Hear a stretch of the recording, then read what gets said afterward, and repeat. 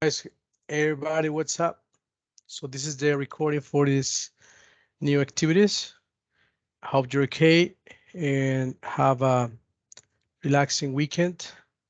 But this is the series of activities that we have to accomplish for this second class, right? Third class, well, right? It's going to be the new things part two. And we have to check about the questions, right? It's very important how you make questions. And well, I would like to I would like to explain a little bit how you have to use these little phrases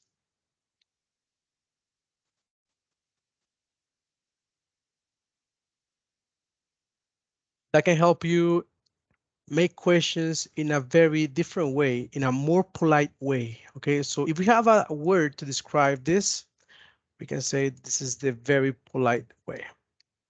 All right, let me put it here. This is the polite way, and it's used. I mean, these phrases are used when you have a serious or very personal questions.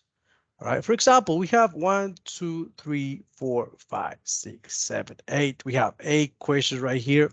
So which one do you think is the most personalized or personal question? I mean, which is the most personal question? You guessed it. Maybe you can say this is the right? Maybe this is the most personal question. Let me put it here. Maybe, let's see.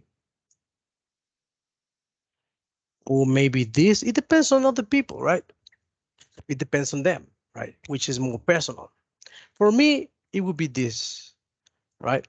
So, well, let me just give you an example, right? We have, can you tell me, we can use any of them. Well, of course, we're talking about politeness, about being polite.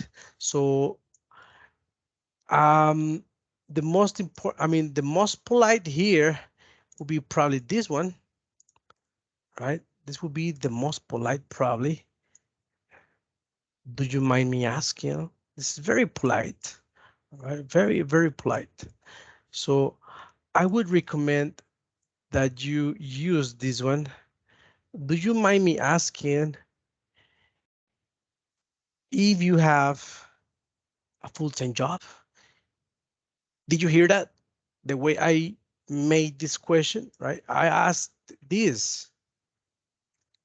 Do you mind me asking if you have a full-time job? A full-time job.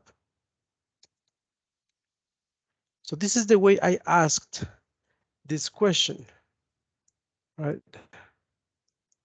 So the first activity, the activity number one, will be to prepare the questions.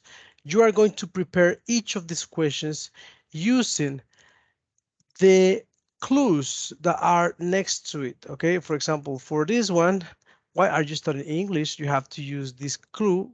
Can you tell me how long did you play? I mean, how long did you plan to study? You have to use this clue. Do you have any idea? What do you do in the evenings? Do you have to use this one? Can I ask to make the question? Just like I did, right? Here, number 4, it says, do you have a full-time job? I used this phrase that's do you mind me asking? So here is, do you mind me asking? Okay, maybe I was just missing this one. Do you mind me asking? Do you mind me asking if you have a full-time job? Okay, so that's the right question.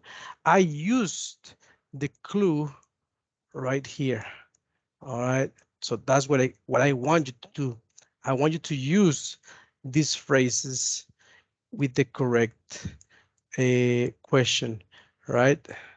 Here I'm just mixing the phrases with the questions you have to use to complete the questions, just like I did here. This is the example, right? You have to follow this example, right? If you want more information about this, these are called indirect questions, all right? And the purpose of indirect questions are to be more polite. That's it. Okay. You have to be more polite for personal questions. You have to use indirect questions. And that's it. Okay. So that's the first activity. I'm going to close this video right now. I'm going to end it right now. So you have chance to do this activity, right? So I appreciate your time. And this is going to be the first activity.